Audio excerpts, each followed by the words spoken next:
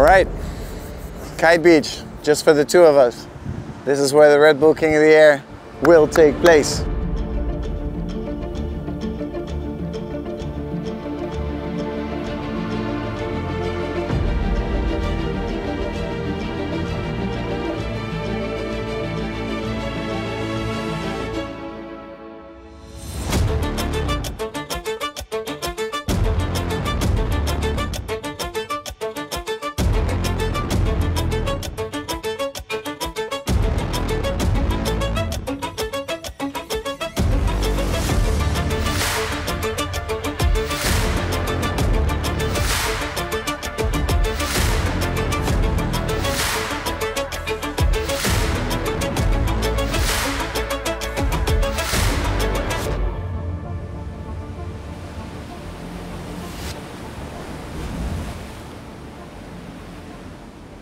Once you know you're into Red Bull King of the Air, you want to go to Cape Town pretty much as soon as you can, because riding here is definitely different to most of the spots in the world.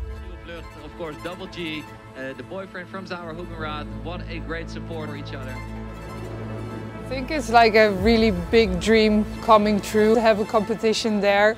For the women also, like I pushed hard to get this women's competition, so to be able to compete. But this is going back to back, a very busy start here with a mega loop late back roll there from Zara Hoogenraad. Mega loop late back roll with a nice horizontal angle of the kite. It's just like, yeah, it feels really like a dream coming true for my career. Me and Zara competed in this event together, which is special. It's super cool. It's also taxing. It's a bit more intense than it would be if you're alone, because now you don't only get to stress for yourself, but you get to stress for your partner as well. And the time that normally you'd be resting before a heat, maybe you're running up and down to help your partner get the most out of their heat.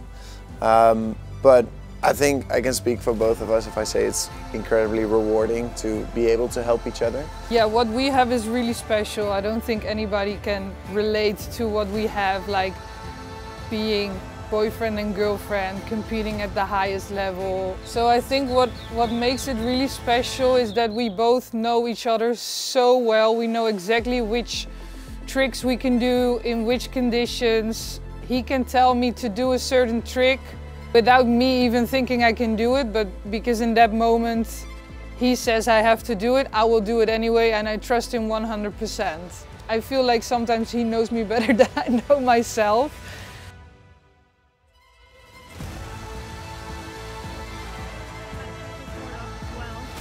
Got it in the bag, and here to go for a boogie dirt.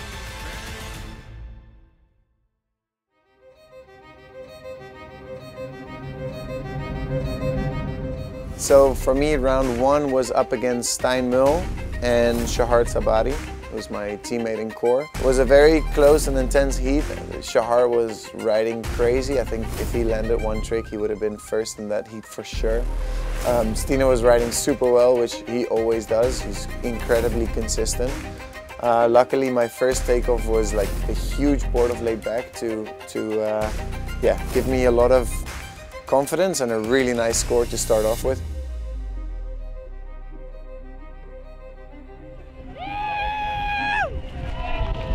All right, so I came off the water after the first heat of the first round. Won my heat, finally. First time in King of the Air, I win my first heat. Super motivated, on to the next. I need to go higher. I need to put the kite lower. I'm not happy yet, but we're going. Go.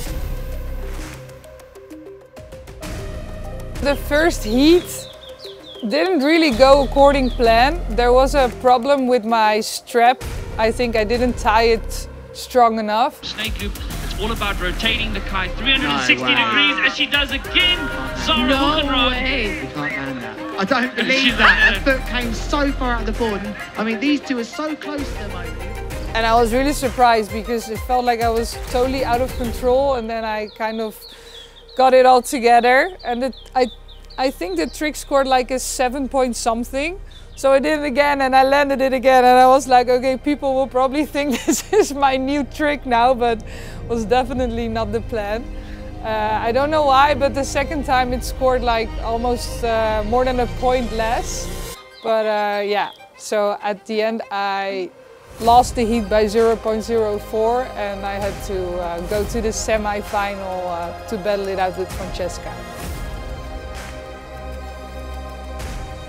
I went straight into round 3, which is kind of a quarter-final, where I met Luca Cerruti from the Fly Surfer team. That heat went pretty well for the conditions we had. We were both on a 9-meter tube kite, trying to squeeze everything out of it.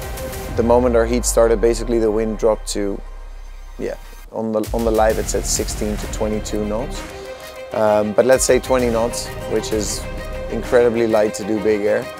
4 minutes before the end of the heat, I was winning, even though we weren't scoring any variety points or anything. And then Luca made the change to go to a foil kite, which is the first time anyone's ever launched a foil kite in competition. Is he on the foil, Ruben? Is he on the foil? I saw him out there when I... Yes, he has. He is. This is a first, ladies and gentlemen. The first time a foil kite is out and up and riding at the King of the Air. Let's see what Luca Cerruti can do with this. As straight on his first tack out, he hits out. Look at that kite loop. Whoa! Come on, stick that thing, bro. And that was the right move because the wind was light, so he could squeeze a bit more out of that kite, managing to score 2 tricks in the variety, which left him with an impression score of, I believe, 4.5 out of 10, whereas mine was 1 out of 10 because I couldn't get the height to score the variety. In my opinion, we shouldn't have run a competition of big air in 20 knots, and it's quite tough to train an entire year and to then lose a heat because it's not enough wind. I always say to try and control what you can and don't control what you can't, but still it's quite a bitter pill to swallow. I always like to learn something from when you lose. I think if you learn nothing from losing, it's not the right way because you lose way more often than you win. But this time it's quite difficult to say that I learned something because it was just not windy enough and the heat shouldn't have run in that wind.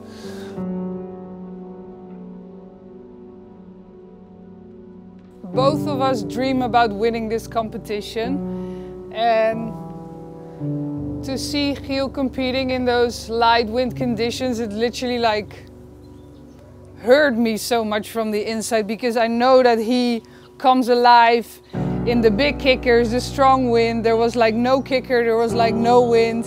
And then I was actually sure they were going to cancel that heat because it was so light, it was not big air anymore. I don't know how he pulled off those tricks in those conditions still. And to see him coming out of the water, so like devastated that he lost the heat, but totally out of his control. Like it really broke me so much.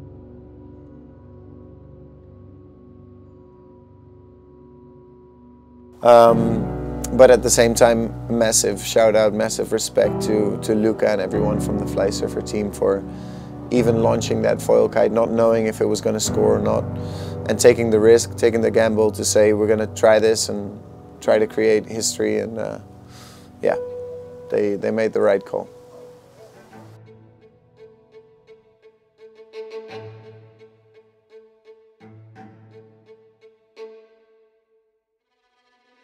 Yeah, and the final was special because I already knew I was going to share the podium with Natalie, and she's like one of my best friends in the tour. I think everything went pretty well. I was happy with my performance. Just I was crashing my boogie contra a couple of times because I didn't put the kite in the right position. Didn't really get the height I was hoping for in this competition. Like my goal was really to do like a really high laid back, preferably at like 20 meters with the kite very low, but yeah, the conditions didn't allow me to go that high, unfortunately. At the end, I became second. I think for the conditions I had, I was really happy with the way I performed.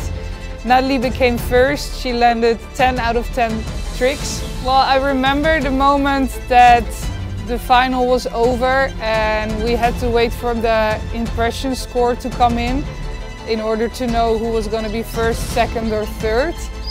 And the moment he told me that I was second, I immediately asked him who is first.